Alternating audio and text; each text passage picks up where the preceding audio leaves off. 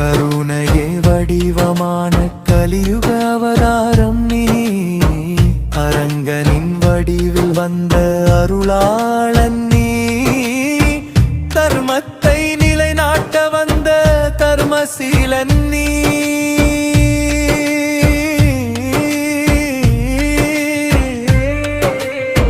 வாழும் வள்ளலின் வழித்தோன்றல் நீ. கலியுக அவதாரம் நீ, கருணை கடல் நீ.